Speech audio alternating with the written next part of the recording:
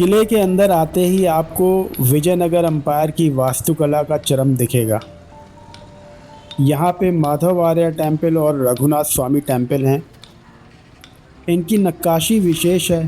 Pillar पर उकेरे गए mythological creatures और नर्तकियाँ।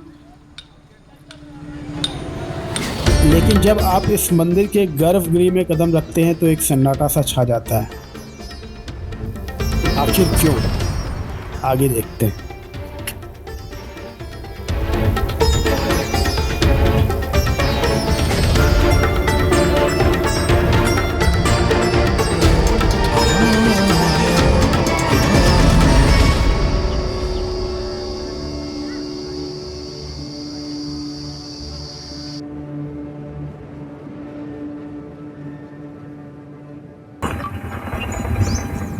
तो ये है मैप इस फोर्ट का। अभी हम लोग यहाँ पे हैं, फ्रंट एंट्रेंस। अब यहाँ से घुस के पहले मिनी चार मीनार, फिर जुमा मस्जिद, फिर माधव आर्य स्वामी टेम्पल, किंग्स पैलेस, रानी महल देखते हुए हम वापस पीछे की तरफ जाएंगे उस तरफ, और वहाँ से गॉर्ज वापस देखेंगे। And it is surrounded by Pennar river on the both side. So strategically यही इम्पोर्टेंस थी फोर्ट की, और इसे अटैक करना, इसे विन करना, इट वाज वेरी डिफ़िकल्ट। आइए अंदर चलते हैं।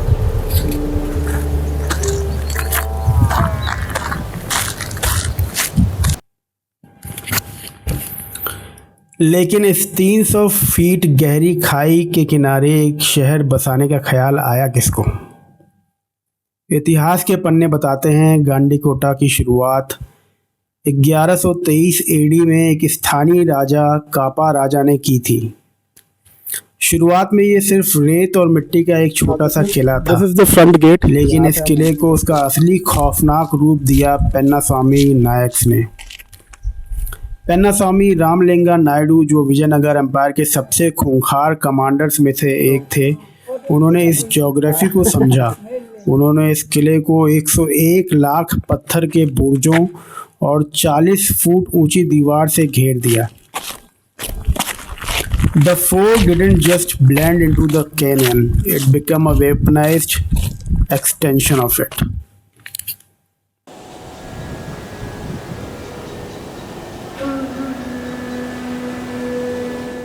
सवा 7 बज रहा है और Suraj and heat both are at its peak. तो अप्रैल का महीना है अभी, and the temperature is going to be very high.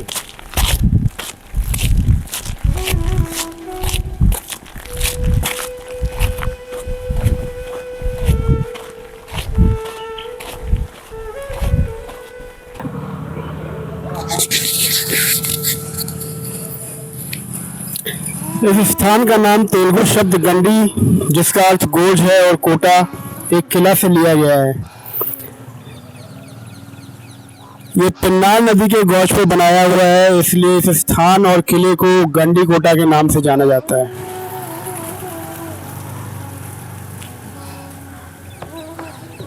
बारहवीं शताब्दी में कापा महाराज ने इसे बनवाया था। इसके बाद काकतीय साम्राज्य में इसका इतिहास दर्ज है, जो कि 13वीं शताब्दी में था, जिन्होंने यहाँ पे मंदिर भी बनवाया हुआ है। उसके बाद हैदराबाद की कुतुब शाही यहाँ पे आए, जिन्होंने अंदर मस्जिद बनाया हुआ है। सो ये किला, इस किले में आपको दोनों ही तरीके के आर्किटेक्चर देखने को मिलेंगे। 16th सेंचुरी के तेलुगु ऐतिहासिक ग्रंथ रायवा चकमू के अनुसार यह किला और पेम्मसानी नायक का गढ़ हुआ करता था।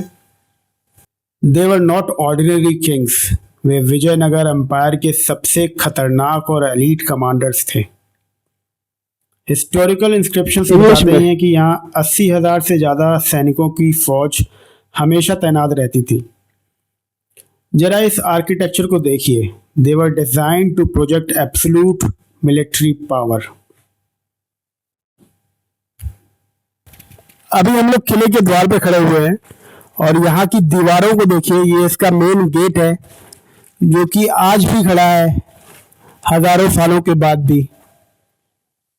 इस पे मेटल की, आयरन की, कास्ट आयरन के प्रोजेक्शंस हैं। नुकीला बाहर निकला हुआ हिस्सा है जो कि मुझे लगता है कि आक्रमणकारियों को रोकने के लिए बनाया गया होगा। And this looks very powerful. आइए अंदर जाके देखते हैं।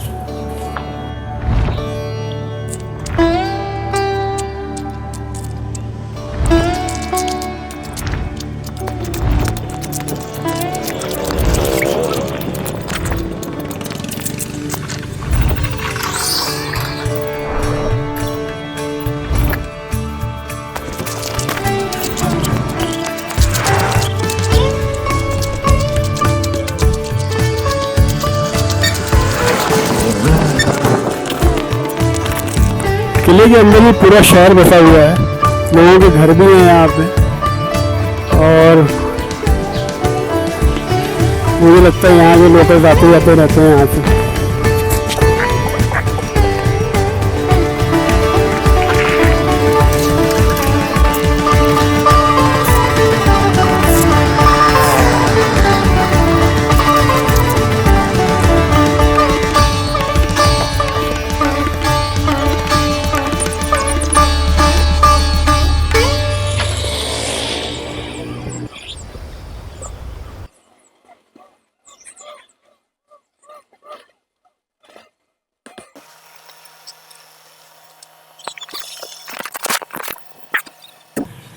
देखो 13th सेंचुरी की जेल के सामने खड़े होकर ये बात बोल रहा हूँ।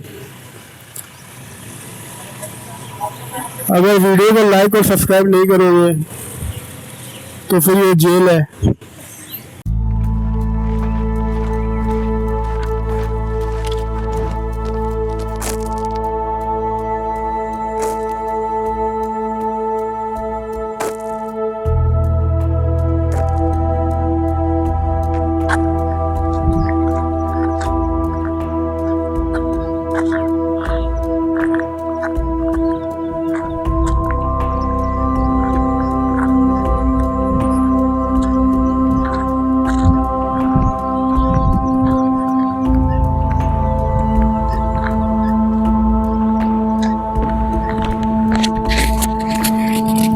पहले ये देखते हैं नीचे की तरफ ये क्या है।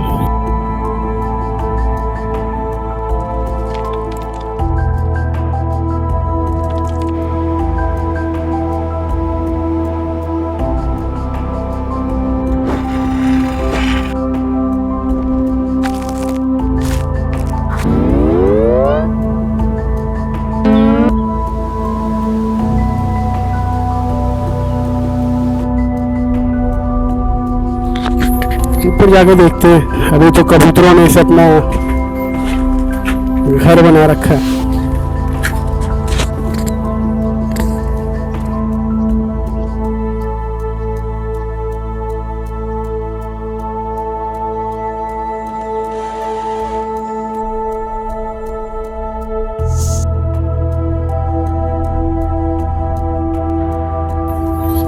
इतनी पुरानी बिल्डिंग है, उस पर भी हमारे होनहार लोगों ने अपनी कारीगरी कर रखी है। ऐसा मत करिए प्लीज।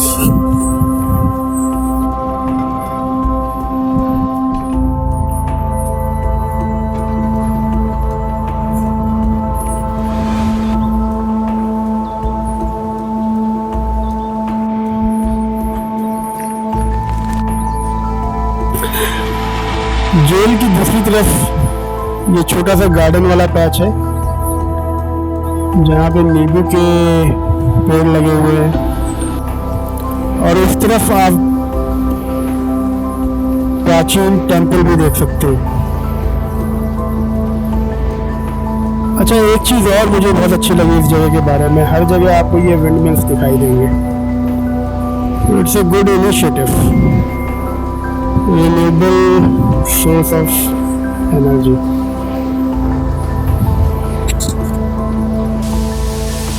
आइए अब दूसरे मॉन्यूमेंट्स देखते हैं।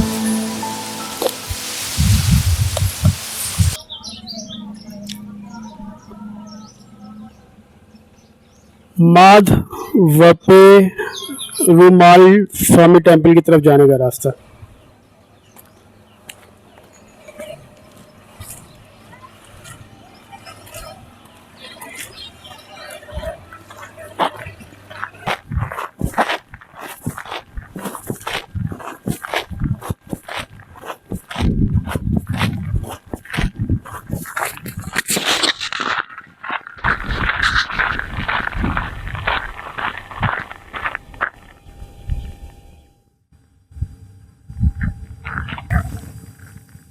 यहाँ पे भी कोई टेंपल है।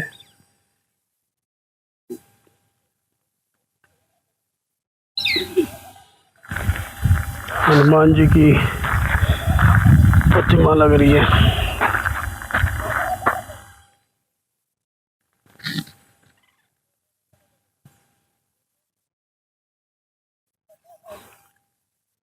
और ये हमारी पुरानी धरोहर, जिसके अंदर प्लास्टिक के बॉटल्स, रैपर्स, पन्नियाँ से सजाया हुआ है हमने। आइए, बहुत ही खूबसूरत। और इसकी जस्ट दूसरी तरफ है मंदिर।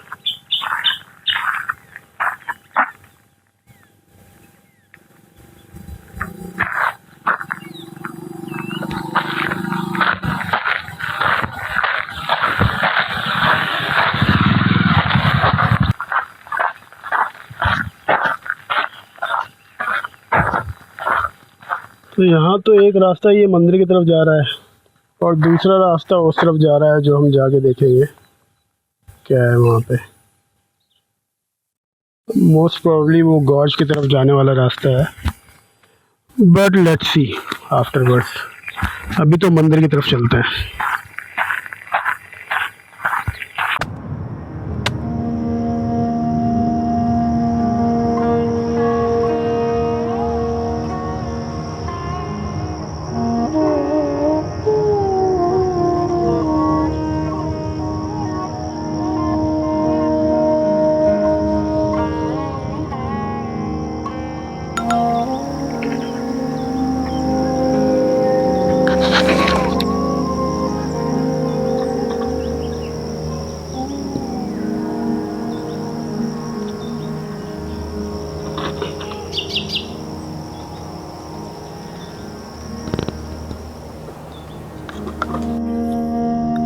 See carvings on the wall of this temple.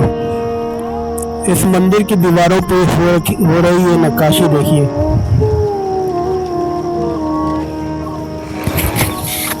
13वीं सदी के आसपास की नक्काशियाँ हैं ये। बहुत ही खूबसूरत, बहुत ही खूबसूरत। आइए अंदर चलते हैं। सो इट्स अराउंड 8 बजे के आसपास ये मंदिर के द्वार खुल जाते हैं, 8 सवा 8 तक। और आप यहाँ पे आके ये 13वीं सदी की कलाकारियाँ, नक्काशियाँ देख सकते हो। Very detailed and very beautiful.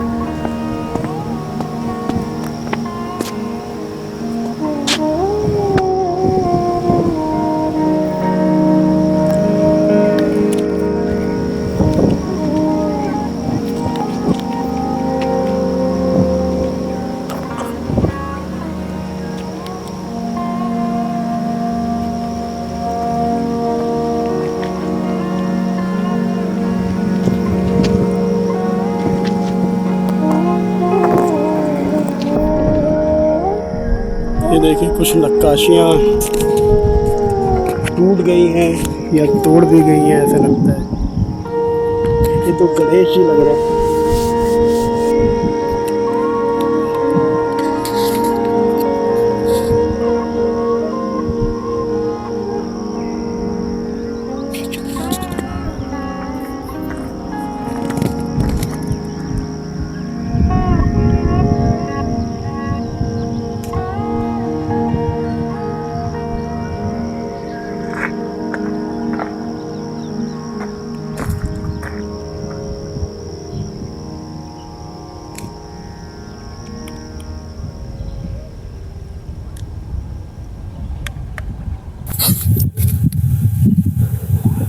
ज़रा इस टेम्पल के एंशियंट आर्किटेक्चर को देखिए। यहाँ पे हर जगह बहुत ही बेहतरीन कार्विंग्स हैं, हर पिलर्स पे। And very ancient architecture. इतने पुराने समय में हर पिलर पे इस तरह की नक्काशी किस तरीके से बनाई होगी। It's very beautiful.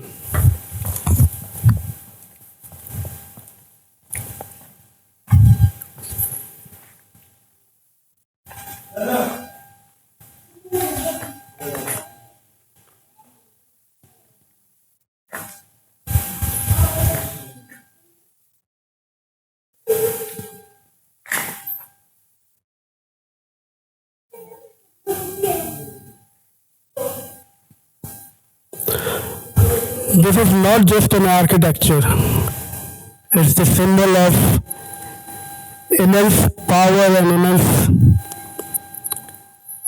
craft that the empire during that time possessed.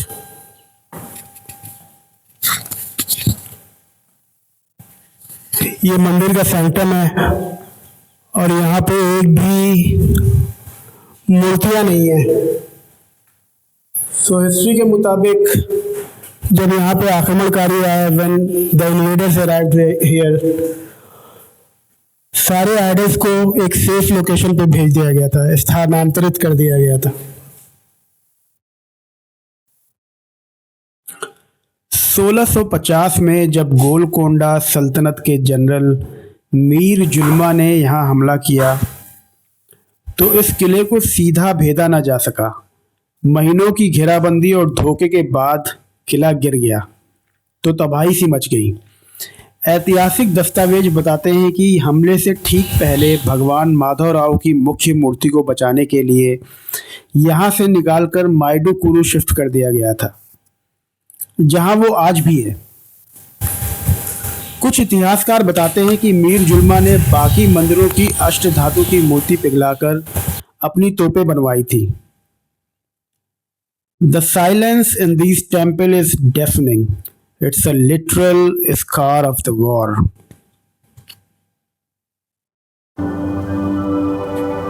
देखिए गंडीकोटा फोर्ट पौंड की तरफ जाने का रास्ता है, पौंड लेक। अभी मुझे लगता है ये बंद है, कुछ कंस्ट्रक्शन वगैरह चल रहा है, लेकिन देखते हैं, कोशिश करते हैं कहाँ तक जा पाएंगे।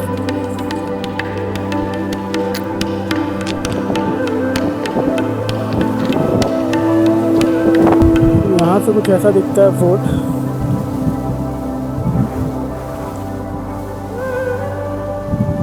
क्योंकि मंदिर से हम अभी आ रहे हैं, इधर नींबू के बागीचे।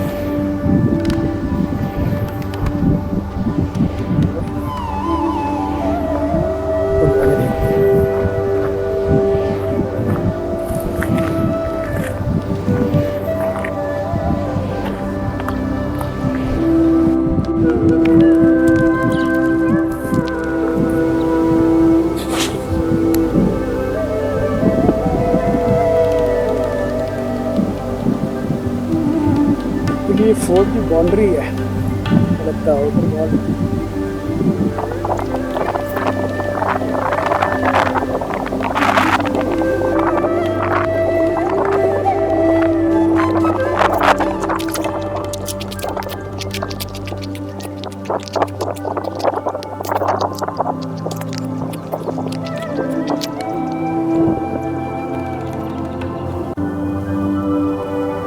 वो है शायद गंडीकोटा।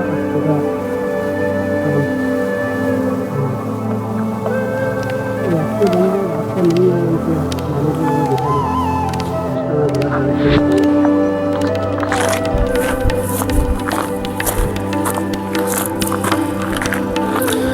इस किले को हराना मुश्किल था क्योंकि इसके तीन तरफ 300 फुट गहरी खाई थी।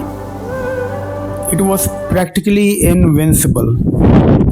लेकिन फ़ारसी इतिहासकार और दस्तावेज जैसे तारीख़ कुतुब शाही बताते हैं कि 1650 में गोलकोंडा सल्तनत के जनरल मीर जुल्मा ने यहाँ हमला किया। ये किला आमने सामने की जंग में नहीं हारा। मीर जुल्मना ने यहाँ महीनों तक किले की घेराबंदी की, सप्लाई काट दी और आखिर में अंदर की बगावत और ट्रेचरी की वजह से गांडीकोटा गिर गया। That single event changed the entire power dynamics of South India. और रास्ते अभी बंद है यहाँ पे जाने के लिए। ये सारी फोर्ट की बाउंड्री है।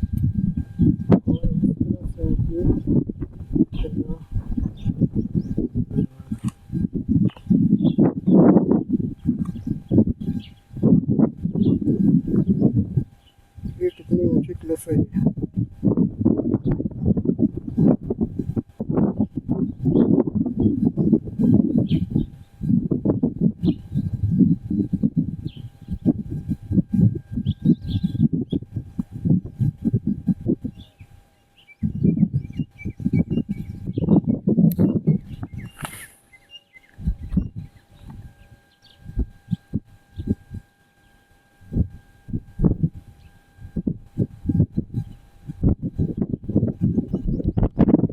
इस किले की खास बात बताऊं आपको, ये देखिए, ये मंदिर है और इसके जस्ट बगल में ये मस्जिद है।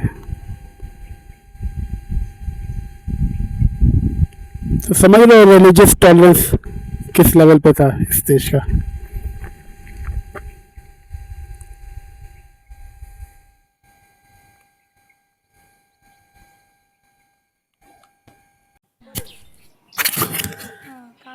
इस किले के अंदर सत्ता कैसे बदली, ये यहाँ की इमारतें चीख चीख कर बताती हैं। मंदिरों से कुछ ही दूर पर खड़ी है एक विशाल जामिया मस्जिद। इसे किले पर कब्जा करने के बाद बनवाया गया था। इसका डिज़ाइन बहुत सिंपल है लेकिन बहुत एलिगेंट है और ये हैदराबाद के चार मीनार से काफ़ी मिलता जुलता है। इसके ठीक पास आपको एक विशाल ग्रैनरी यानी कि अन्न भंडार मिलेगा। ये कोई आम गोदाम नहीं था। इसे ऐसे डिज़ाइन किया गया था कि अगर दुश्मन महीनों तक किले के बाहर घेरा करके रखेगा तो अंदर 80,000 सैनिकों की फ़ौज भूखी नहीं मरेगी। और वहीं पास में काकतीय और कुतुबशाही दौर का वो पुराना जेल खाना जिसकी दीवारें आज भी कैद की कहानियाँ समेटे हुए हैं। यहाँ पे वो होती है नमाज वगैरह, मुस्लिम आते हैं। आप मुस्लिम हैं या हिंदू हैं? आप हिंदू हैं तो यहाँ पे नमाज होती है, अंदर जाने देते हैं।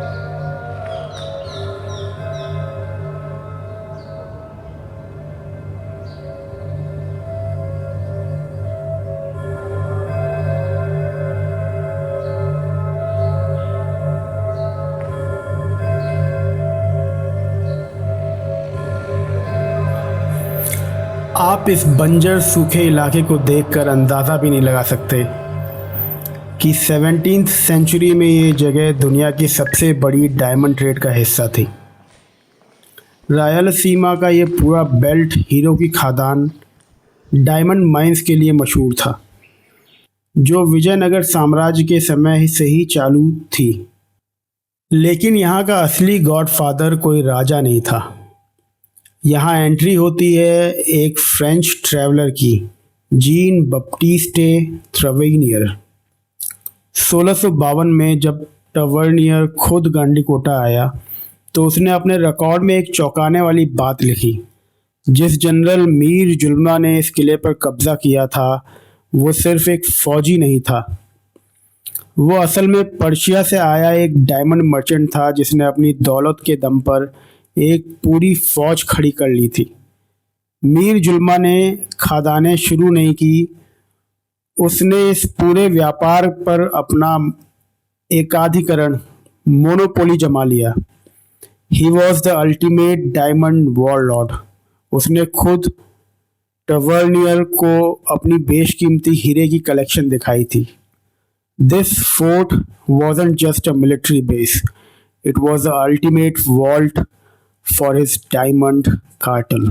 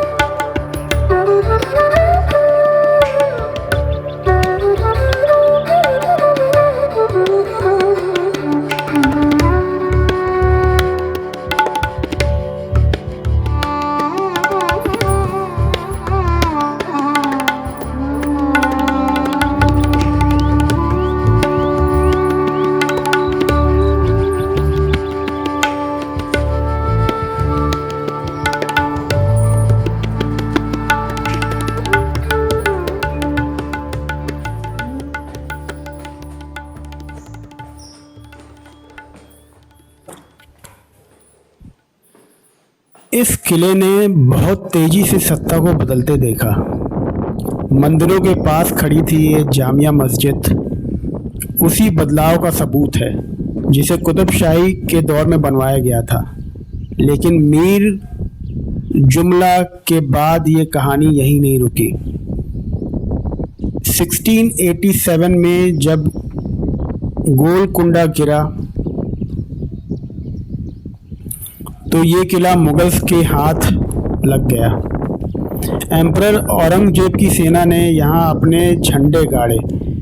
मुगलों के बाद ये नवाब ऑफ कडप्पा और फिर हैदर अली के पास गया, लेकिन गंडीकोटा की असली मौत किसी जंग में नहीं हुई। 18th सेंचुरी में आखिर में जब British East India Company captain Thomas Munro ने यहाँ कब्जा किया तो उन्हें इस किले में कोई दिलचस्पी नहीं थी। ब्रिटिश दौर में उनके पास मॉडर्न आर्टिलरीज थी, उन्हें ऐसे पहाड़ी किले की ज़रूरत नहीं थी। The British simply abandoned it. उन्होंने इसे खंडहर बनने के लिए छोड़ दिया। दोस्तों, अभी मैं खड़ा हूँ चिलचिलाती धूप में गांडीकोटा के सबसे हाईएस्ट पीक पे, और यहाँ पे इस गॉर्ज का व्यू बहुत ही खूबसूरत होता है। पीछे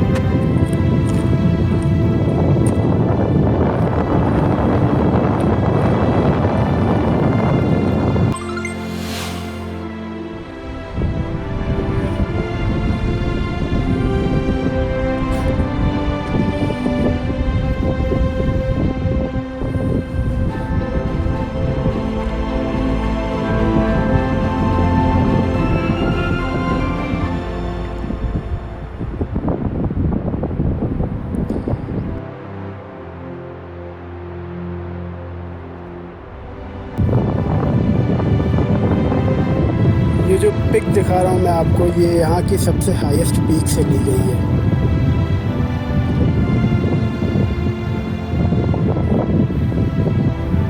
बहुत ही खूबसूरत नज़ारा।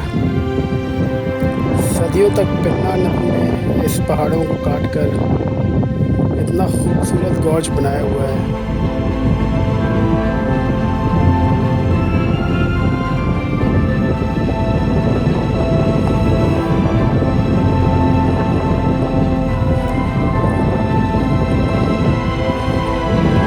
किले की सारी बाउंड्री है और कितनी स्ट्रैटेजिक लोकेशन है,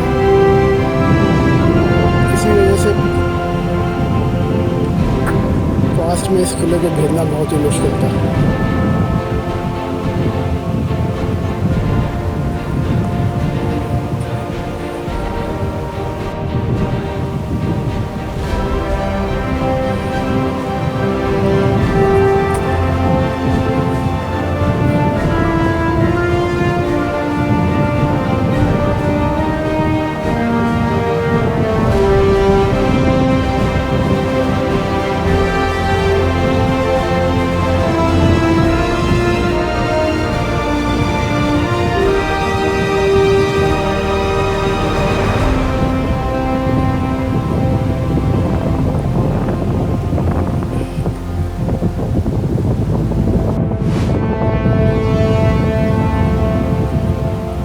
बहुत ही खूबसूरत नज़ारा।